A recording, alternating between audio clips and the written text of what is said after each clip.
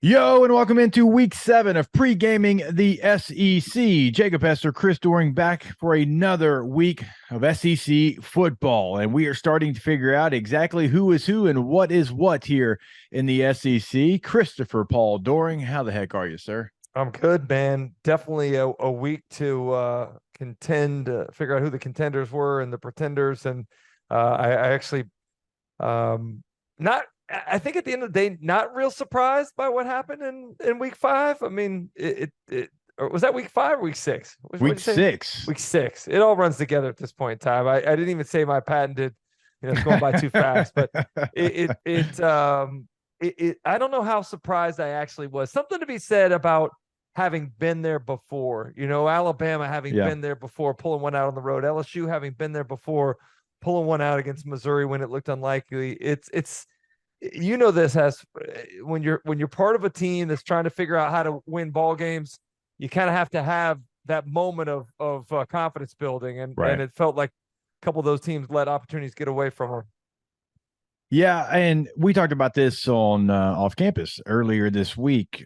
A&M still feels like you have to punch up to Alabama, and I don't mean that disrespectful to Texas A&M, but Alabama's still Alabama, certainly in the SEC West. And you made a great point about that earlier. Maybe not in the SEC because of what Georgia's been able to do, but over the last 15 plus years, I mean, Alabama's Alabama. So even though we thought maybe Texas A&M would have some advantages, some of us more than others, we didn't see some of those things play out in that game, right? And A&M didn't play bad. A&M didn't play horrible by any means, but it just felt like they were a little hesitant to make the play to win the game, right? Like the 4th-and-1 situation that we've all talked about a lot, like almost like when you're trying to punch up a little bit, go make that play. Yeah. Go be aggressive, because I just think when you don't play aggressively, it's going to always be hard to win that game. And we talked about outside the conference, like with Arizona and USC. Like Arizona, you got to go for 2. You don't want the Heisman Trophy winner touching the ball again, right? A la LSU versus Alabama last year. Bryce Young, I ain't letting that guy come back on the field. I'm either losing or I'm winning this thing. He's not touching the football again. And sometimes you got to have that mentality in games like this. And it just felt like A&M was close to having that mentality, but at the end of the day, didn't play it that way. Yeah, it feels like an opportunity that was lost, and it felt like heading into the game, and even at some points during the game, it was a very evenly matched football game. I don't sit here today and feel like Alabama's that much better than Texas A&M. They made the plays when they needed to. They were certainly the better football team, when you look at the scoreboard. But that's the way football is, man. There are a few really important plays in a ball game that can make the difference between winning and losing. And Alabama, every time those plays presented themselves, took advantage of it, and Texas A&M did not. All right, let's get to the hold my beer portion of the podcast. We'll see if we can get Big Terp to focus here during the show. Our Bravos are down right now as we're recording this podcast, but it's okay. Ye of little faith. You never know until you get 27 outs on you. So we'll see if Big Terp can get in a better mood. But CD, let's do hold my beer here. And I'm going to be a good host, and I'm going to throw it to you. Where is your first beer being passed out? Is it a good beer or a beer that maybe spoiled a little bit? This is a little self-deprecating hold my beer segment, because as a lot of people have seen since the game on Saturday, a shot that I called on a show on Friday morning has been utilized a lot by the Alabama football social media accounts. And I looked into the camera. I said the Texas A&M's a better offense, a better defense, and a better special teams unit than Alabama is. And then it's really cool editing, because they intersplice some proof that wasn't the case. So at any rate, it's the hold my beer. Like, hey, you're doubting us. You don't think we still got it? Hold my beer. I'm going to go show you we're still Alabama. And I think the thing that's most impressive to me about where Alabama is right now is how much they've improved throughout the season, getting better since that loss to Texas, getting better since that struggle with South Florida. Watching what I thought was an Achilles heel, the offensive line and the receiver positions, helping them win football games. Watching Jalen Milroe carry them to a win, not with his legs, but with his arms when he has no run support whatsoever. That to me was the sign of a team that's evolving, that can beat you right-handed, they can beat you left-handed. Yeah. And I think they deserve a lot of credit for going out there and winning the game as they did in a hostile environment against a very good, worthy Texas A&M team. So for me, okay, so when you've been in, like maybe you're in a bar and maybe you got a beer in your hand and your buddy's doing something where it's not great for everybody. It's just not going to go good. Like maybe he's picking a fight with somebody he shouldn't, or maybe he's talking to somebody he's got no business talking to, whatever it might be. Like you got to be the guy that saves the day. Yeah. So that's where I'm going with my beer this weekend, and it's Jaden Daniels. He's watching the LSU defense out there, and he's like, "Oh man, again, huh?" And he's like, 22-7. You're down on the road in the SEC against a pretty good Mizzou team, a 21st in the country ranked Mizzou team, right? And he sees his buddy doing it again. He's like, "Man, this guy again? Are you kidding me?" All right, and he looks over to his boys. He's like, "Hey, hold my beer. Hold, I got to go save it again." So this all is right? an exasperated hold my beer. Yes, this is a deep breath, heavy sigh. Hold my beer. Hold up one second. I mean, Jaden Daniels continues to be Heisman-like. 15 of 21, 259 yards, 3 touchdowns. He adds another 15 for 130 and a touchdown on the ground. He is just he is the energy. He is the everything for LSU, and they have to have him right now with how bad the defense is playing. And you look up CD, and he has improved so much since he walked onto campus, last year, really in the springtime, right before spring practice there. And he had good seasons at Arizona State. And I thought he had a really good season last year in Baton Rouge. Certainly there was some ebbs and flows. He is playing at a completely different level this year. And also the mentality that Jaden Daniels has. You look up, I mean, he got hit in the end zone, right? Rib deal. Don't know how bad it is, but he's got a rib injury. You can tell. At one point I look up, he's got blood coming from his elbow all the way down through his fingertips. It's just dripping blood. Mm-hmm. You look up, he's got blood coming off his lip. I mean, hell, the guy's got blood everywhere, and he's just continuing to chug along and put his team absolutely on his back and lead them to victory, being down like they were against a really good team. I mean, Brady Cook and Luther Burden, they were out there cooking, no pun intended. Also, Cody Schrader was out there running that thing, 13 for 114.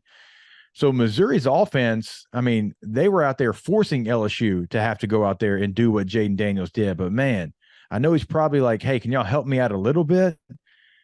But he's out there playing at a crazy level right now. Well, I'm glad you mentioned the Heisman talk because I think he is Heisman worthy. And I know in a season of some really good quarterback play across the country, he may be overlooked on a team that right now has 2 losses. But I look at not only the numbers that you talked about, but the time when he steps up, when the team needs him the most in the fourth quarter, 3rd and 9, they're backed up in their own 20, makes a 14-yard scramble that moves the chains. Yeah. Later in that drive, down 3rd and 3, scrambles on it was a quarterback draw that he puts his foot in the ground and gets north and south to go 35 yards for the touchdown. Yeah. This guy had 86 yards passing and a touchdown in the fourth quarter, 69 yards rushing and another touchdown in the fourth quarter alone. Like, these are plays at the time when his team needs him the most in the crucial minutes of a game that decide whether your team wins or loses. And I think that, to me, is what a Heisman Trophy winner is all about. Not some gaudy stats that don't necessarily matter, but stats that mean something, that help you win games the way Jaden Daniels has. Yeah, and maybe there's too many quarterbacks with too many incredible stats, and there's a lot of great quarterback performances out there. Maybe we don't have the year where an RG3 or a Johnny Manziel, where they don't have maybe the team success, obviously like national championship relevant at the end of the year success. And because their stats were so gaudy, because they did so much for their team, that they get to New York and they win a Heisman Trophy. Like, this year's going to be hard because you got quarterbacks with the stats and also have a lot of team success, but he certainly deserves to be recognized. And when he got selected first team all SEC quarterback, there was some people that didn't like that. There were some people that thought that was foolish. Well, nothing foolish about the way he's playing. He's playing as well as anybody in the country right now. Yeah, no, I think it's surprising because I was thinking back to preseason last year when we weren't sure who was going to win that quarterback competition. We thought it would be Jaden Daniels largely because of his ability to run and compensate for what we thought was going to be a struggling offensive line. He went, I think back to that Florida game and the success he had throwing the football that night. particularly on third down, as the moment where he grew up in front of our eyes and became the guy that is on the path where he is now. I think we've seen that from a couple quarterbacks this year already. Yeah. Carson Beck a couple weeks ago, fourth quarter against Auburn, shows that he's ready for that sort of pressure, grows up with that final drive that he took Georgia on to win. You look at what Jalen Milroe did this past week against A&M, felt like he grew up right in front of our eyes. So it's kind of fun to watch these guys come in, think they can do it, and then have the success that proves that they can actually do it and what that does for their confidence going forward. All right, before we go to last call, I want to remind you about our friends over at Richards Honda. Go to their website, richardshonda.com. Once you get to the website, check out those new vehicles. They've got something literally for everybody. If you need the midsize SUV, right? They've got the Pilot, they've got the HRV, they've got the Passport, the CRV. They have something for everybody. If you're looking for the minivan, they've got the Odyssey minivan, they've got the Ridgeline truck. You know, they got the hybrids, they got the sedans as well. Again, check them out online, richardshonda.com. Richards Honda, home of the warm and fuzzy feeling. All right, now let's go to our last call as we look back at week number 6. Give you one final thought before we move on to week number 7 in the SEC. And Chris Doring, your last call is? Well, do you want to start with one particular game? If we're going to talk about the East, I mean, I think we have to give credit to the Georgia Bulldogs. And there's a lot of people that will probably take away from that win and say, oh, it was just Kentucky. I've heard a lot of former Georgia players say that.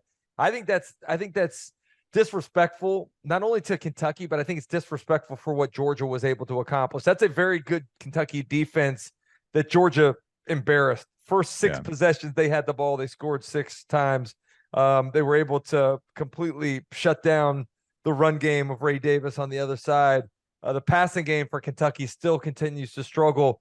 So I just think it was a game that we finally saw them playing maybe a team that was a little more competitive just within the conference, and went out there and passed that test with all flying colors, man. It was their first ranked test, and you're wondering how's Georgia going to respond after having some tough times against South Carolina and Auburn, and they went out there and they left no doubt. And you're kind of wondering, okay, Kentucky, like, are you there yet? Are you able to be in a game like that with that magnitude on the road? Because you were undefeated and you would just beat the hell out of Florida. I mean, a team that you for a long time could not figure out, right? So you had some momentum. Is it more seedy bad matchup for Kentucky? Was it Georgia doing all the little things right? What was it for you for this Kentucky game, and why Kentucky wasn't able to go out there and be relevant in this game? Yeah, I think it's some of the both that you just stated there. I think first and foremost, it's a bad matchup when you go out and you're Georgia light, right? And you're trying to beat Georgia at their own ball game. That's why I thought it was so important that Devin Leary start to have some success throwing the football. And not only did the passing offense not have that explosive nature that you need to win, they went backwards. What 10 of 26, I think, is what the final numbers were for Devin Leary. This is a problem. You know, it's continuing now through the midpoint of the season, and we're seeing bad throws, we're seeing drop passes, we're seeing busted protection. They've got to get this thing right, because I think they have too good of a quarterback, too good of an offensive coordinator, too good of a wide receiver group to be struggling the way they are throwing the football right now. But at the end of the day, they're just not quite built yet to be able to beat Georgia. No, and look, I was as high on Devin Leary as anyone. I've seen Devin Leary play at a much higher level, right? I know that there's better football in there. It's been surprising that they just cannot get it going in, just really can't complete passes. I mean, short routes, intermediate routes, down the field, like, it doesn't matter. Like, it is a real struggle for them to complete passes. Even when Devin Leary does put it on the money, like, the receivers are not making the play. And I thought, honestly, like, I was like, oh, they're going to be fine. Like, before the season, they're going to be at a level maybe they haven't been in a very long time, since you saw how Mummy and Mike Leach out there slinging the ball, because of what they had a receiver, what they had a quarterback, what they had at running back as well, taking some of the pressure off the pass game, CD, and we haven't seen that. Yeah, it's something they got to get back right on that horse again, and we'll talk about it as we start pre-gaming here with Missouri coming to town. But two really interesting mindsets that each of these teams that lost big games last week will have to come in with and see if they can erase the memory pretty quick and move forward. Well, that's my last call is actually going to be Missouri because, yes, Missouri lost the game, but that atmosphere in Como was fantastic. It was electric.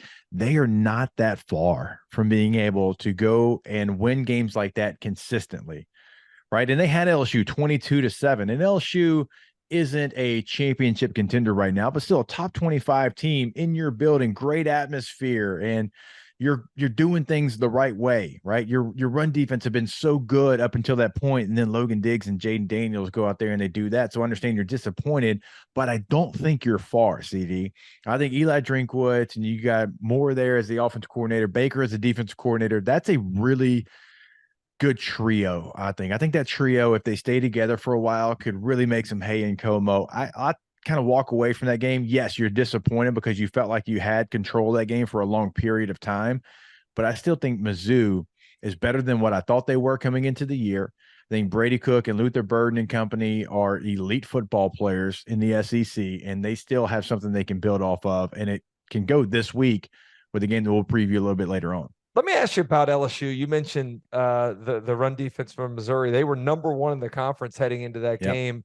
And LSU, I think, ran the ball 25.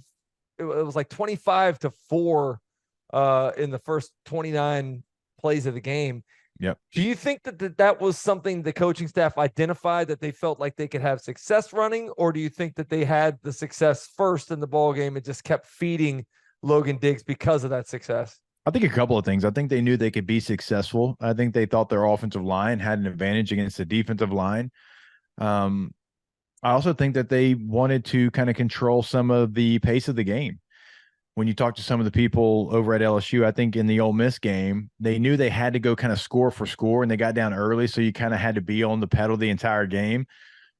But maybe some of those opportunities to run some of that clock, run some of the football, kind of, give your defense a rest. Like it felt Isn't like that it was crazy to think about, like an offense that's that prolific, wanting to minimize the possessions or wanting to minimize the plays that they run. Like go back to that 2019 LSU offense. They wanted to get it as many times as they possibly could. And the defense obviously got better at the end of the year, but having to protect the defense by running the ball more is an interesting thought when you have an offense that's that explosive.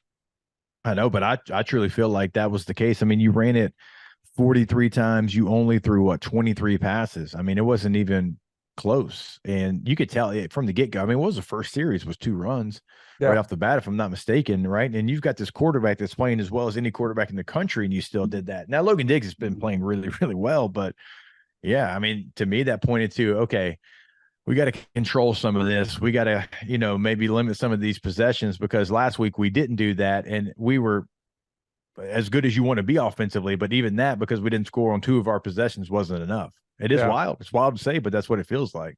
Yeah. Well, I'm just talking recent memory, not digging back 20, 30 years. Is the LSU team this year as big of a disparity as you've seen between 2 units, offense, defense? Because I know like the early Lane Kiffin offense was prolific. Yeah. We were always talking about this is Iowa. This is Iowa, but flip it. This is Iowa offense and Iowa defense. They're the Spider-Man meme pointing at LSU right now. Like Iowa's offense last year, Big Turp, I think they were 130 in total. I think they were 130 total offense, and then they were number 2 in total defense. LSU's like 121, I believe, in total defense, and they are 4th overall in total offense. LSU is Iowa right now, as far as one side of the ball playing at an elite level, and the other one being a real liability. Let me ask you this question though, Hester, as an LSU guy. 8 possessions in the second half for Missouri, only 2 scoring drives that Missouri was able to put together. So 14 points on those 8 possessions. It almost felt like they figured something out. And I think that interception in the second quarter was perhaps one of the biggest turning points in the ball game. And it very well may prove to be a turning point in the season for LSU. I mean, are you buying any of the improvement in the second half of that LSU defense? I mean, it could be. I'm trying, as you were saying that, I'm trying to look up the stop rate in the country, right? Stop rate, amount of possessions that teams have against you that they don't score points, that you get them off the field. So this could be a field goal or a touchdown. And LSU right now is 128 in the country. They're only ahead of Arkansas State, Kent State, Hawaii, Charlotte, and New Mexico as far as getting off the field without giving your opponent points. So, yeah, I'll take it if I'm an LSU fan. I mean, only Hey, giving up 2 touchdowns in 8 possessions, because before that, you were about 50% touchdowns I that you got were some giving good up. news for you, though. Auburn is up next up on the schedule, and Auburn's offense is not very good. So you want to find a way to help that stop rate improve? Yeah. Play against the Auburn Tigers. That's the Yeah. one-dimensional team they are. They have very little ability to throw the football Yeah, right now. remember the Spider-Man meme I just said? I mean, Yeah. this is LSU's pass defense and Auburn's pass offense pointing at each other. Both of those are ranked 121 in the Oh, country. So, which bad will win out? And we'll preview that a little bit later on in the show. Before we get to our guests, though, I do want to remind you about our friends over at Blue Delta Jeans. Go to bluedeltajeans.com, and there you will find all the information that you need to find your fit, your pants, your measurements. Nothing feels as good as custom fits. We tell you that every single week. So go check out our friends over at bluedeltajeans.com. All right, now we do want to welcome on our guest this week. We are going to be joined by former South Carolina quarterback Stephen Garcia to break down some Gamecocks, look back at some old stories from his playing time as well. Stephen, it is great to catch up with you, man, and we'll get into talking a little bit more about the South Carolina, Florida stuff as we go on the show. But I want to take you back, man. Like I was in Columbia. I think it was the first year that Coach Spurrier was at South Carolina and coaching on that other sideline. I was on the Florida sideline. It was just like a surreal moment for me, kind of watching my coach coaching the other team. What was it like for you being around him game week of Florida? Because when I was at Florida, he was always a little different for Georgia week. How was he for Florida week, or was Georgia still the most important game kind of to him in your opinion? I mean, I would say it was probably similar to how he was when he was at Florida coaching at Georgia. That week against Florida, it was. I mean, me and him did have a very great relationship to start with, but yeah, it was like everybody's walking on eggshells, and you don't want to miss class at all that week. You want to go to every single thing that you're supposed to do, and because he was on edge at all times, more so than he typically is, and I know he's on Yeah. edge often. So yeah, that week against Florida was always hellacious to say the least. Let's talk about the current coach, Shane Beamer. We love Shane, man. Shane has been great to us with his time, and always appreciate hanging out with him down in Destin for spring meetings and then media days as well. Like, he still, to me, feels like the right guy for the job. And I realized South Carolina had aspirations to start the season better, but I still think that Shane Beamer is the right guy for the job. And eventually down the road, this program is going to be in his mold, the way that he wants it to look, and it's going to be successful. I mean, I sure as hell hope too, and I do believe that as well. I know, his leash has definitely gotten shorter from everything that I've read on social media. But again, I mean, you read all sorts of nasty stuff on social media, so who really cares about that? But yeah, I mean, I agree with you 100%. I think he's the right guy for the job moving forward. It's kind of like, what have you done for me lately kind of deal. Yeah. It's like, we want to win now. Obviously they beat Tennessee last year. They beat Clemson, which they haven't done in a while. But yeah, I mean, I think he's the way to go, and he's going to get these guys going in the direction that we used to be at. What's the ceiling for the program? Do you given where we are right now with NIL stuff and transfer portal and the addition of Texas and Oklahoma next year? I mean, what do you think a realistic expectation should be amongst Carolina fans? It's tough, man. It's tough to answer that honestly, because we just don't have the money that these other schools have, and that's just being honest. These guys now that I don't know if they've done it yet, but I'm pretty sure Florida's the next state that's going to allow high school players to get paid. So the NIL has changed everything dramatically. The transfer portal has changed everything dramatically, and I remember seeing Coach Beamer this past offseason, and we were at some event, and he just came up to me afterwards, and he just looked exhausted from like shaking donors' hands and kissing babies and doing all other stuff and trying to keep these guys from bouncing around different schools that'll pay him more money. It's a lot different than when we were playing. It's crazy. Yeah, I mean, it's recruiting your own roster, what feels like every Exactly. single day. I mean, almost every Exactly. single now. Hopefully, these new transfer windows will help that. But I can't imagine, because I mean, look, all three of us know this. We've been a part of it. high school recruiting is exhausting because you're going into multiple high schools per day and you're having to, come up with, hey, you're the latest, you're the greatest, and come up with a speech. But having to do that with your own guys every single day, like I'm not sure that anybody can keep up with that, doing that every single day. For sure. And I mean, I'd like to say that our ceiling is, we can compete for an SEC, title, but it's down the road as far as just me being honest. I just think it's very far down the road. All right, evaluate what you've seen from Spencer Rattler. Like going back to last year when he first got there, it looked like really was a struggle. And when we've heard, the ideas of simplifying the offense last year, it started to hit the upward trajectory against Tennessee and on through Clemson, and just really picked up where he left off. Like looking at what he's done and looking at as little run support that he's had and as little protection that he's had. I mean, what do you make of the job he's done this year for your alma mater? This year is definitely a vast improvement from last year.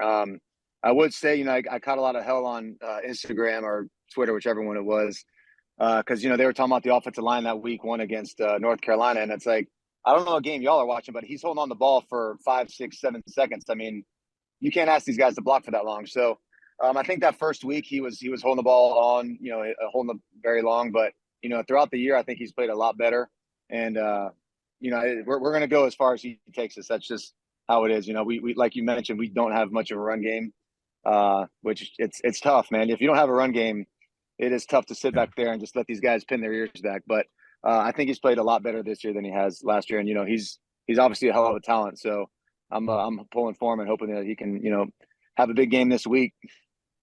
And Leggett's been great, but like going this entire season basically without Juice Wells is always going to be tough. Like when you have that playmaker, and South Carolina over the last couple of years done a great job of like having these guys that can do multiple things. And Juice Wells was kind of one of those guys. And then when you're out that guy, it's like, yeah, Leggett can step up, but it's like when you're South Carolina and you don't have a running game, to your point, Stephen, like, man, you got to have multiple guys that you feel like you can go out there and trust if you're Spencer Rattler. For sure. And as you mentioned, it's when you have a guy like Juice that goes out, it is tough. It is tough because now you can kind of game plan. All right, we're not going to let Leggett. We're not going to leave him open. We're going to kind of spy on him every single play. And yeah, it's tough. It is very tough. So, like I said, hopefully Juice can have somewhat of a comeback and make it play. Make a couple games towards the end of the year. But it's tough sledding right now. Let's go back to your playing days, man. Was there a game that was kind of more special than another for you, and a certain opponent, a certain venue that you liked going to in the SEC more than others? Florida for sure. Being from Florida, and I got a bunch of friends and family friends that are Gator fans, and it was always fun to go up there and get booed and also get a little shit talked to. But yeah, I mean, getting a chance to go up there in 2010 and beating them in the swamp, that was everybody talks about the Alabama game, but beating the Gators in the swamp it ain't easy to do. And the first two tries, we were, I think, outscored like 110-7 or something like that. So, for us to win in there was definitely special for me specifically, being from Florida. With that game coming up this week, you look at it, I mean, it's really an opportunity for South Carolina to kind of get back on track. And you look at the other teams like in the East, and certainly Georgia's at the top, and then Kentucky's 5-1, Mizzou's 5-1. And like, you want South Carolina to compete in that kind of category of, okay, in that group of teams that are pushing to try to get to Georgia. And CD and I have talked about South Carolina. Like, it feels like they're close to making that jump. Not quite there yet, had some disappointing losses. But if you go out and you beat Florida, obviously, and you still have those teams left in your schedule, that's not something that can't be achieved this year. For sure. And I think everybody kind of saw Kentucky get exposed this past weekend. So, that's their 5-1 is not a very good indication of their talent level, just in my opinion. But yeah, I mean, you get a chance to go out and beat Florida this week, and sort of right the ship, and kind of forget about the Tennessee and the other losses that we've suffered so far. But yeah, I think this is a very big week for us, and every week is, as you know, man. Both of y'all know, every week's a huge week, and this is definitely a time to right the ship, especially after coming off a bye. Hopefully everybody's healthy. So I would imagine you'd say that you enjoyed playing in Coach Spurrier's offense. I loved, everything I think about now. I go back to the verbiage that we learned at Florida that we used at Washington when I was there. If you were playing today, though, is there an offense in college football or in the SEC specifically that you like, that you'd enjoy playing in? In the SEC specifically, I don't really know. I don't watch enough of the guys to see that, but Yeah. I think playing for Colorado, that offense looks freaking awesome. You look at the other USC out in California. I mean, that's a pretty fun offense to play in. But yeah, as far as the offense in the SEC, I mean, LSU's throwing up a bunch of big numbers, so I mean that's probably a fun offense. And I know Josh Heupel pretty well, and Tennessee's got a pretty potent offense as well. It's just tough. I don't watch enough of their games to really make a good decision. I mean, but it still looks like, I mean, college quarterbacks have so much more freedom than when all of us Oh my played, God, even. dude. I mean, they have the ability to go out there and you've got 11 personnel most of the time, and you're not trying to get in the I formation anymore. And you can check things at the line, and you just have completely different schemes than when any of us played. Even CD, like, I mean, obviously y'all were throwing the football there with Coach Spurrier, but it's done a different way now. Oh, it's drastically different. It is 100% different, and it's definitely a little more fun to watch. That's for sure. But yeah, the old days of the ground and pound and great defenses in the SEC, those days are a thing of the past. At least in my opinion. Yeah. All right. So let's go to the matchup this weekend, man. I know probably paid a lot more attention to South Carolina than you have Florida, but what's one of the things that either concerns you with South Carolina that you think might be most important for them to get the win, or something that you're feeling good about as it relates to the matchup? It's kind of tough. As you mentioned earlier, just the run game. We haven't had a run game in all year, and really even last year we didn't really have much of one. So, I think that's going to be crucial if we can get some sort of running game going. If we can give Spencer a little bit more time back there, I think he has the chance to kind of pick them apart. But it's all who knows what the hell is going to happen, and who knows what Florida team's going to show up. Are they going to be the team that beats Tennessee, or it's you never know. It's going to be interesting either way. Having that game at home, though, I mean, you have to feel much better about that because, look, I hate to give CD credit, but the Swamp, regardless of how good Florida is or is not, that's a tough place to play. And Williams-Brice, as you know, like even sometimes, like regardless of record, they're still going to show up, and that's going to be a big advantage for South Carolina. Absolutely. I mean, anytime you can play at home in the SEC, you're definitely going to be favored unless you're playing against obviously a better team. But yeah, I think it's definitely beneficial that we're playing Florida in Williams-Brice. Do you guys get together much? I mean, have you guys had any reunions of some of your old teams yet? Not freaking one, man. It's No? unbelievable. Not one. Yes. I know Coach Spurrier was trying to do it, and then the pandemic bullshit happened, so we didn't get a chance to do it. But yeah, I think we're doing it this year, November 4th against Jacksonville State. So that should be interesting getting to see all those guys. And I talked to a bunch of them on social media, and they said they're all going to be there. So we're gonna light it up pretty good that trip. Such a fun group, man. So many big names from that team that you played with, and obviously it was one I was paying a little more attention to with Coach Spurrier being there. But you've said before, I love listening to you talk about some of the things that you wish you'd have done differently. And you mentioned earlier on the relationship with Coach Spurrier was a little rocky in the beginning. What's that relationship like now? I know you're close with Jerry, his wife, but how's your relationship with Coach? I mean, it's so much better, and yeah, I mean, it wasn't rocky just in the beginning; it was rocky throughout the entire tenure I was there. So, but like I said, man, I never did myself any favors. I was extremely hard headed, so that's what I try to tell these kids that I'm training now. I try to tell my own kids that it's like just shut the hell up and do what your coach is asking you to do, and you'll have a lot better time playing out there. But yeah, I mean, me and him relationship where it's great now. I still talk to Jay. I talked to her, I think like last week, last Wednesday. So yeah, they're doing great. They're going to be at the reunion. So I'm excited to see him. Tell Hester how good the aluminum foil cookies were in your locker for your birthday. Oh my God. Those are unbelievable, man. Unbelievable. No wonder I was up to 257 at one point playing quarterback there. And I was like, so everyone, she would make them for everybody. And all this time she would just give me little extra ones for everybody's birthday. I'm like, geez, you were trying to fat my ass up. And it worked. They were unbelievable though. They were the best I've ever had for sure. Have you been to the restaurant up here in Gainesville yet? I have not. Not. How is it though? Is it solid? It's good. It's good. Coach comes out there, blows the whistle, starts asking trivia questions. I got to get you up to Gainesville. Certainly going to get you up for the Spurrier Award, but they have Jerry's chocolate chip cookies on the menu. I don't think Oh they're my quite authentic. They're not the same as they once were, but still the memory of them eating them takes me back to those days in the locker room for sure, man. Awesome. Well, I definitely want to come up there. It's Tampa. It's about an hour and a half drive. Yeah. It ain't too far. Yeah, not bad at all. Well, let me know, man. I'm down to go up there. Definitely will. Absolutely. Yeah. Well, after South Carolina, if they take care of business, then certainly like that's the time you need to go up there. For sure. Absolutely. Yeah, I don't know what the expectation level, like, I don't know how to feel about this game as a Florida guy either. going in. Yeah. I don't really have any sort of real feel for, like you said, which Florida team is going to show up, man. South Carolina too, though. Right. I mean, I think that falls for both teams. Yeah.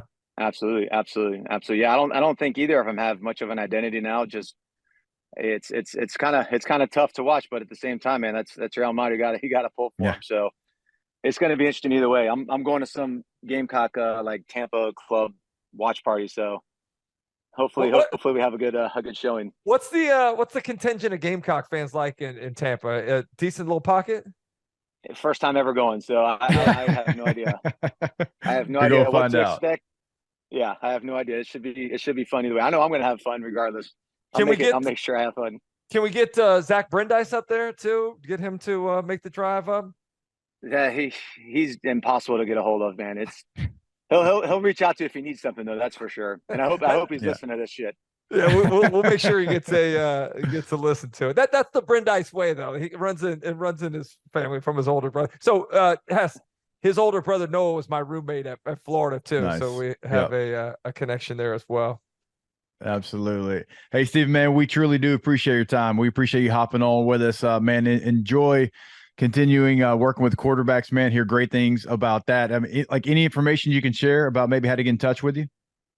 Yeah, just any of my social media, just at Stephen Garcia on Twitter, then Stephen Garcia _5 on Instagram. Absolutely. There he is. Hey, we appreciate your time, brother.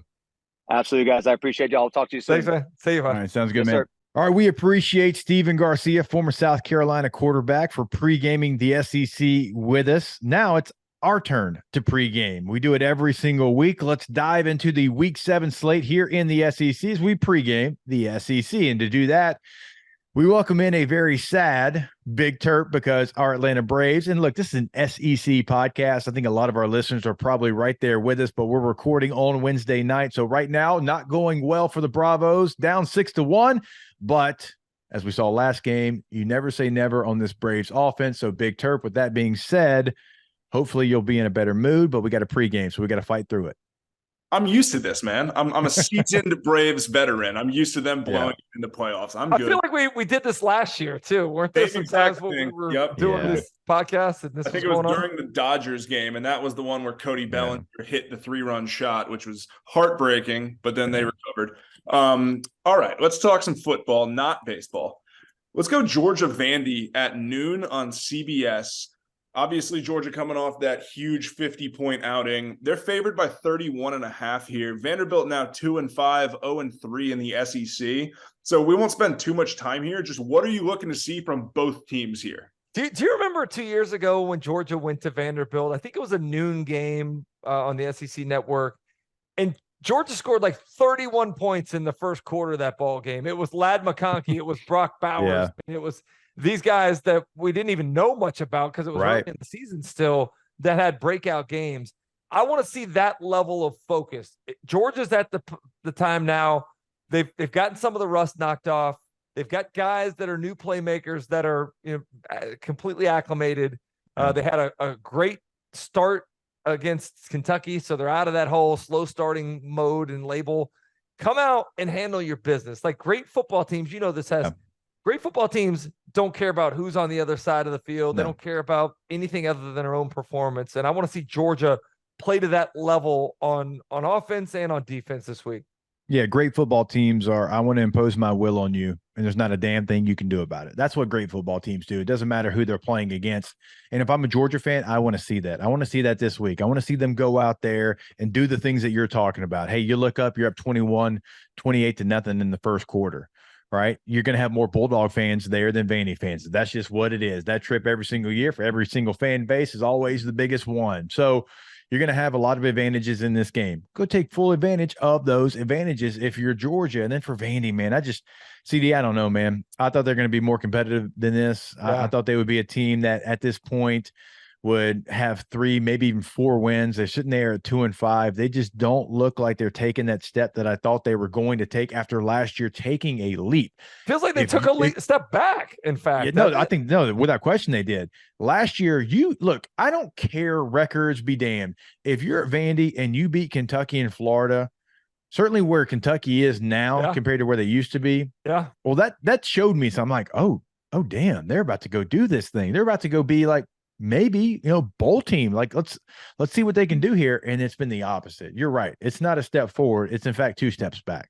Yeah, I think the frustrating thing for me is looking at how good these receivers are. Looking even, forget that AJ Swan has been out. I mean, Ken Seals is a veteran quarterback in this league at Vandy. They just can't get anything going offensively, and it's frustrating for those Commodore fans, I'm sure.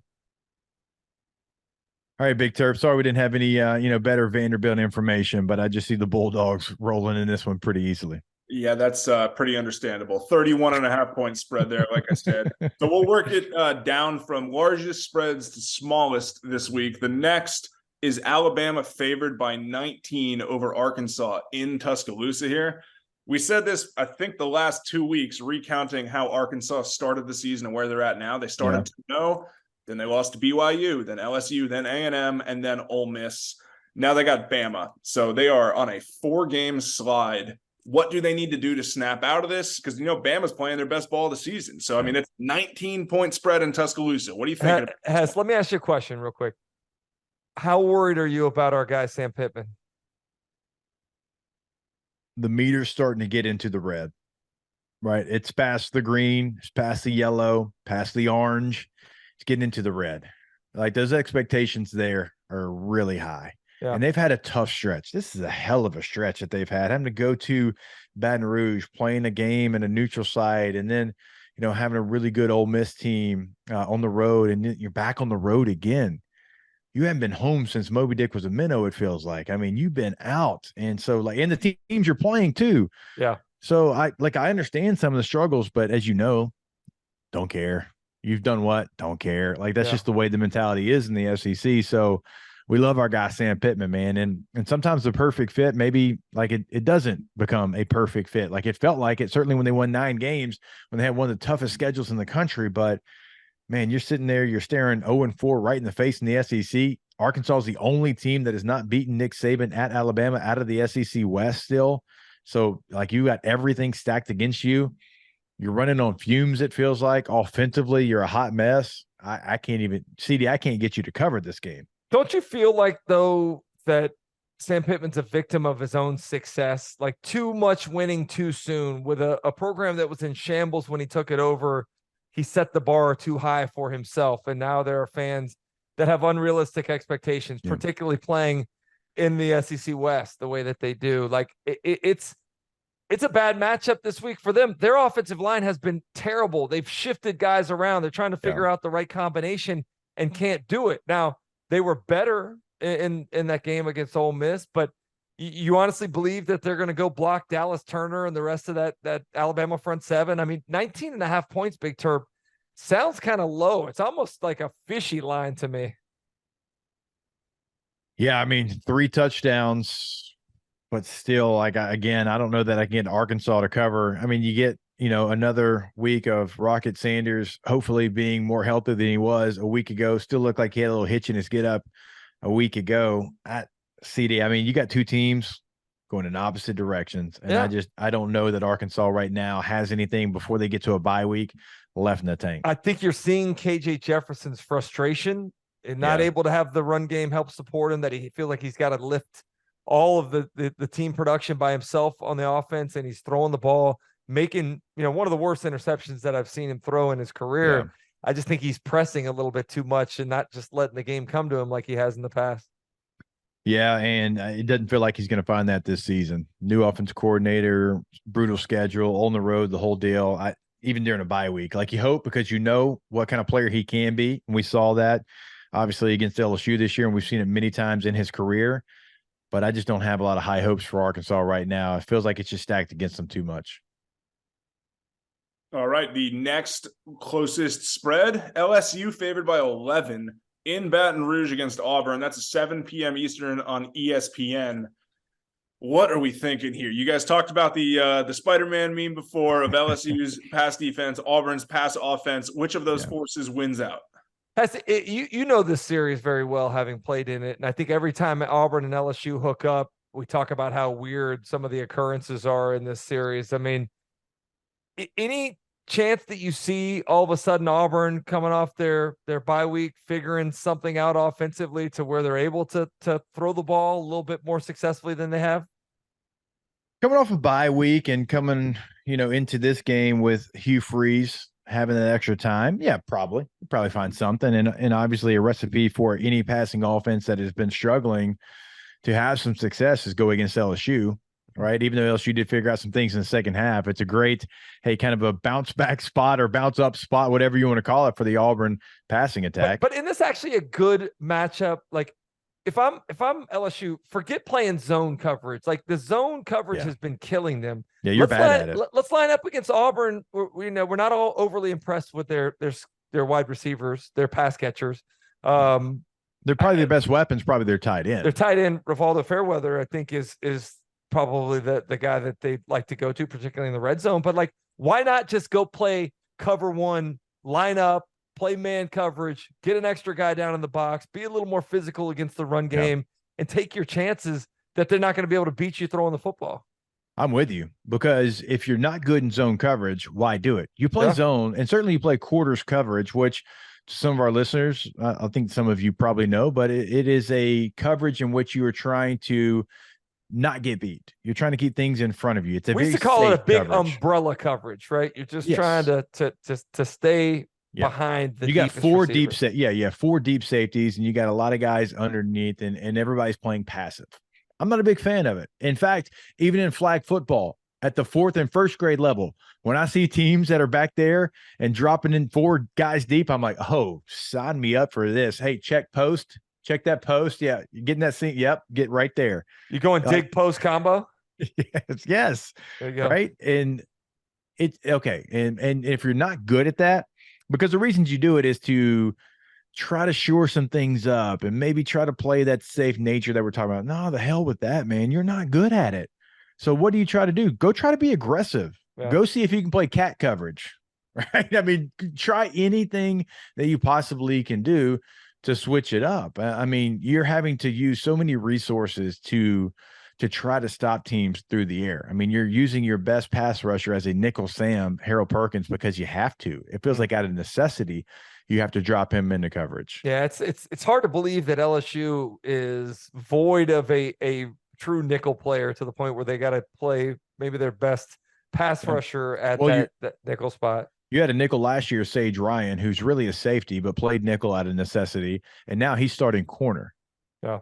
He's a corner. He's a safety, but he's having to play corner again out of necessity. Yeah. The overall skill of the secondary in general is confusing to me, given all the success. And that's unfair, because I am confused as to why the secondary is not more talented. But you're really talented up front and you get no pressure whatsoever. What's more confusing to me is Mason Smith and his ability not to have a bigger impact. I don't know if he's not healthy. I don't know if he's trying to stay healthy. But he doesn't look like he's showing up on tape. No, it's just a lot of hand fighting. It's just a lot of hand fighting. Just a lot of like engage and then like trying to like post up and kind of get the last word in instead of getting off blocks. Do you think that's like, and I've never played that position before, but having a knee injury, playing on the interior of the line of scrimmage, like there's some hesitancy to really get up in there and have bodies flying at your ankles? I don't know, man. I'll be honest with you. Like LSU's defensive line coach, Jimmy Lindsey, unfortunately had a medical emergency right before training camp. I mean, I think actually maybe like the day it started. I'd have to go back and check. And so they've been without a D-line coach this entire year. Now you try to piece it together on the staff and move guys, but it was so bad. Like the technique, and they were lining off like 1.5 yards off the ball against Ole Miss. Like I'd never seen that before in my life. Like I can hear Ed Ogeron yelling credit card, because you should be able to fit only a credit card in between you and the offensive lineman. Yeah. Right. And they were like a yard and a half off the ball. Well, that's why you bring in 82-year-old Pete Jenkins. That your fundamentals were so bad on the defensive front that you brought in an 82-year-old analyst who's one of the legends of the game off the street to come help you out. So I don't think it's all on Mason. Now, Mason has not played to the level anybody thought he would, but neither has Mekhi Wingo. And I know Mekhi Wingo is a great football player. I know he's a Sunday football player. I know he gives you everything that he's got. So for me, it's more of it's technique issues, and it's some things that they have to get shored up. It was better last week, and hopefully, if you're an LSU fan, Pete Jenkins can fix a lot of those issues. Big Turp, what else we got, man? Well, hey, with all that being said, though, real quick before we move on, Jaden Daniels will win this game for LSU, right? As bad as the defense is, as bad as things are going for them, even if Auburn does find success, I can't find a path that Auburn can slow him down enough, and for them, because of their offensive woes, to score enough to beat LSU. You can't tell me, though, you're not a little concerned with the health of Jaden Daniels after the beating that he took against Missouri. I mean, and I love Garrett Nussmeier, and I think he's a very adequate quarterback that can play really well for you. But you could tell the body language of the team, the offense, when Jaden Daniels came back in and what he did to upload. When he went down, it was like, oh, dear God. Yeah. Oh, my Lord. Yeah. What is going? Yeah. You got to keep him healthy. You got to keep him healthy. And that I feel like he takes some shots. I don't know if he doesn't know how to get down. I don't know if he doesn't know how to. He needs to go across the Ponderosa and go see Jay Johnson. And Jay needs to go teach him how to slide into second base, third base, home. It doesn't matter. Just maybe that, because I love the toughness. Too gritty to be pretty. I love all of that. But also LSU needs you if they have any chance at having a big year. So.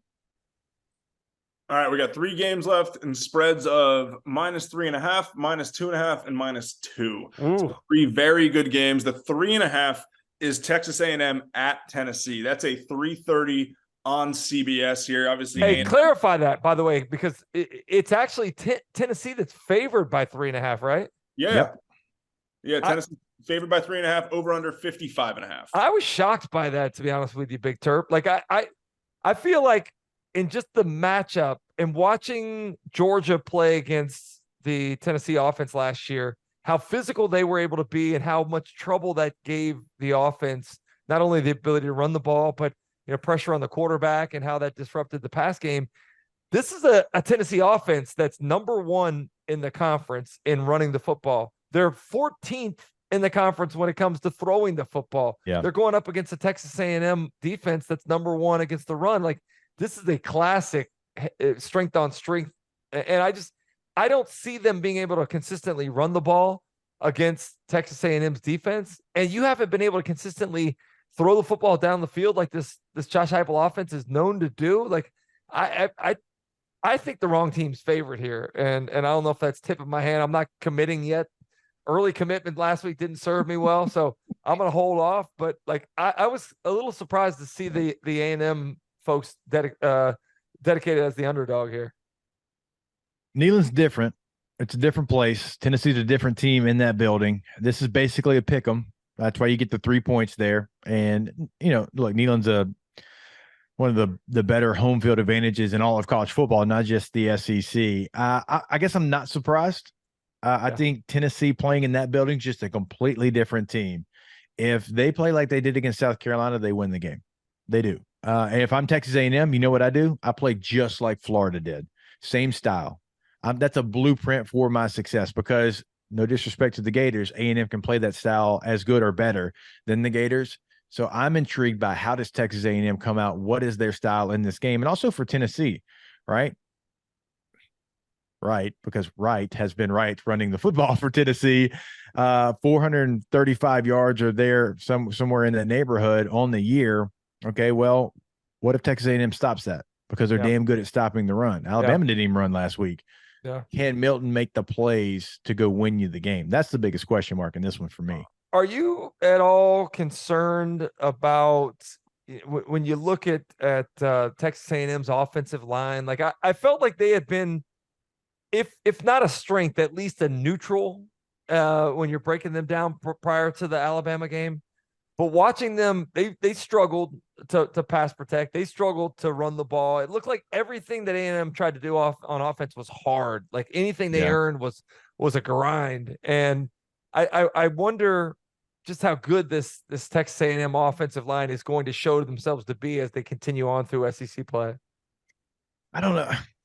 I still think there's some clunkiness to the A&M offense. It's better. It certainly is better, but they're still like they'll have a stretch of 3 or 4 plays, and I'm like, that doesn't make sense. Those plays don't play off each other. Why were you running those plays in that sequence? They still have some of that. And as good as Max Johnson is in the pocket, and I think it's his biggest strength, sometimes he's too good in the pocket. And what I mean by that is he climbs up and finds a way and finds a window enough, but it still takes a long time. Yeah. Like even if you're doing the right things in the pocket, it still does take a long time. And then it's going, your protection is going to break down a little bit. So there's a couple of issues that I still have with A&M's offense. I don't think they're as far as they've been in the past, but they're still not as crisp as they want to be. Where are these big explosive pass plays that we saw in the pre-conference season? Yeah. Like, Noah Thomas catching those go routes, watching Evan Stewart, like Aniyah Smith, Moose Muhammad. A lot of their big plays came on catch and runs, but where are the ones over the top? Where are the ones that you're able to stretch the defense, whether you hit them or you don't? I didn't feel like they took a lot. Maybe it was because they were worried about protection, but that is the strength of your team. And I thought it was going to be a little bit more of a vertical passing game this year, based upon what I saw in the pre-conference season. Real quick, last thought on this game before we move on. If A&M loses this game and they're 4-3, 2-2 in the SEC, what's that conversation? You asked me about Sam Pittman earlier. I'm throwing this one at you for Jimbo Fisher. Yeah, I mean, I really think it has to do with the totality of the season. This is a huge ball game. One of the signs of a good coach is how he can get a team ready to go after a disappointing performance. And this was probably as big a disappointment as they've had in a while, given, how vulnerable Alabama had looked and having that game at home and the excitement around it. So I think that this is a must-have game for Texas A&M. And honestly, this is one you're probably in the preseason, if you're looking at the schedules, are going to give to the Vols. So if the Vols give this one away, like that, I feel like it's a low-key, high risk and high reward kind of game. Yeah. No, it does. I mean, we got a couple, and we'll get to one that might be the biggest in that category, but this one certainly, CD, to your point, does feel like that because so much to gain, right? A&M bounced back, good win on the road against a good team, and so much that obviously if you drop it, you have there to lose, and then for Tennessee, kind of same situation. All right, Big Turk, what we got next? All right, we got the 2.5-point spread, and that is in favor of Kentucky hosting Missouri.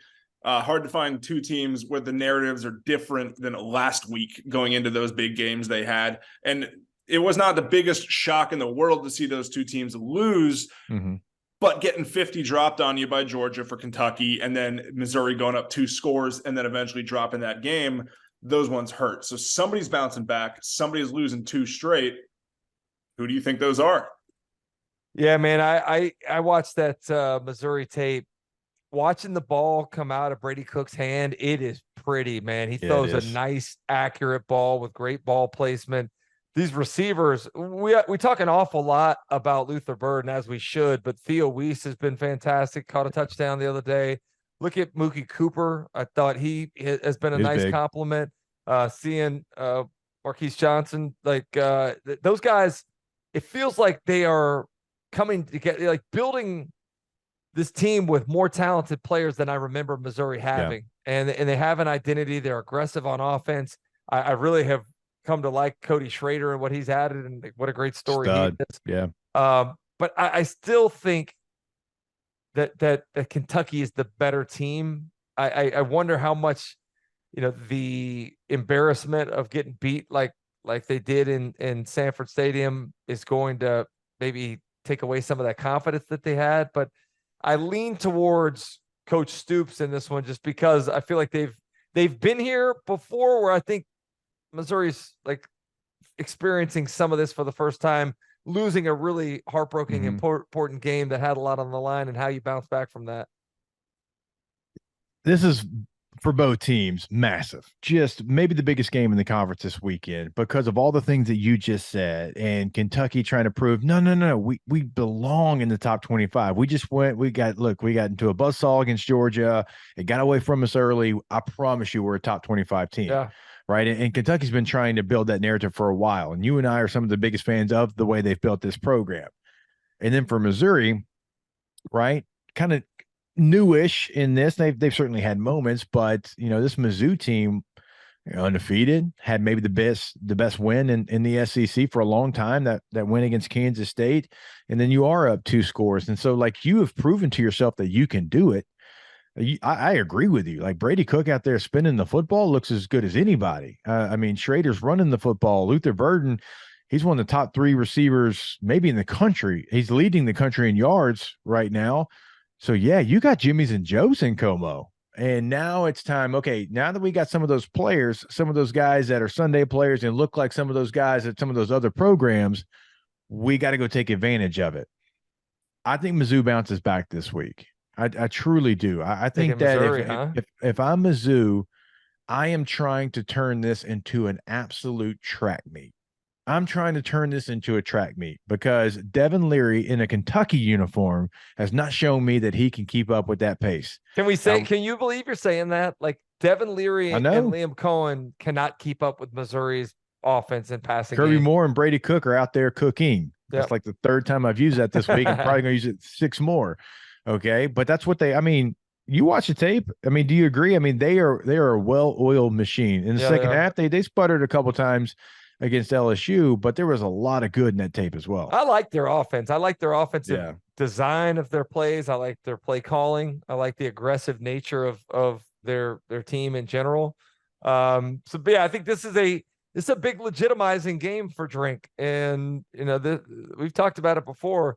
They've been to bowl games the last 3 years, but in each case they've been 6-6. Like let's make a bowl game with a big time announcement. Yeah, let's do that with some. Let's announce our presence with authority, like Nuke LaLoosh talked about in Bull Durham. This is going to be like the pre-gaming the SEC Bowl, though. This is like 2 of our favorites, Kentucky and Mizzou, Stoops and Drink. So it's going to be great to see one team win, but also painful to see one of our boys lose. No doubt. All right, one more, and it's the game we talked about with Stephen Garcia. We got Florida, we got South Carolina in Williams-Brice. This is a 3:30 Eastern kick on SEC Network. Gamecocks currently favored by 2 as we sit here on Wednesday night. CD, how you feeling, man? And we'll let us start because Florida game. That's how we do it. But how you're feeling? Oh, this was like I have no idea bowl. Like I don't. Like these teams are ebbs or flows or peaks or valleys. They're up, they're down. Like I have no idea. I literally have no idea. I guess home team, sure, because I don't know from week to week which one of these teams is going to show up. It's a day game, though. It's not under the lights there. It doesn't have the same kind of feel that it does when you play at Williams-Brice in the dark. You're right. You're right there. But still, like CD, maybe you have a better feel because like we've seen Graham Mertz play great at times. We've seen Spencer Rattler play great at times. We've seen a lot of bad from some of these position groups as well. Like I'm just not sure how this game plays out. Yeah. Are you impressed with Graham Mertz and what he's done this year? His 80% completion percentage? Yeah, like I know a lot of people have a lot of different things to say about that, but anytime you're completing 80% of your passes, I still think that's really impressive. And he's thrown for 1,400 plus yards. I have to see it down the field more. I think he's done a great job. I think he's been one of the real few leaders on this team. It's a team in need of some leadership. It's in need of some alpha. It definitely it doesn't have that dominant leadership group that you need. Maybe they'll figure that out. But like you said, I don't know what to trust. Like Florida's been a mess when they've gone on the road to Salt Lake City and to Lexington early in the season. If they go out there and they have this big penalty fest where you're slopping it around and you're not, able to make tackles on defense and you don't have a sense of urgency, you're going to get beat again. But at the same time, like how much do we trust what we've seen from South Carolina at home? They beat Furman and they beat Mississippi State. Both of those teams are not going to get confused for world killers. So I don't really know what to expect here, but I do think Florida has an advantage on the line of scrimmage, on both lines of scrimmage. South Carolina has kind of struggled. If Florida goes in with that aggressive mindset that they are the ones that are going to dictate the tempo and the physicality of the game, I think they can win it. But if they play passively like they did against Kentucky, this is going to be one that they drop. The good thing for Florida, South Carolina doesn't have a running game to speak of.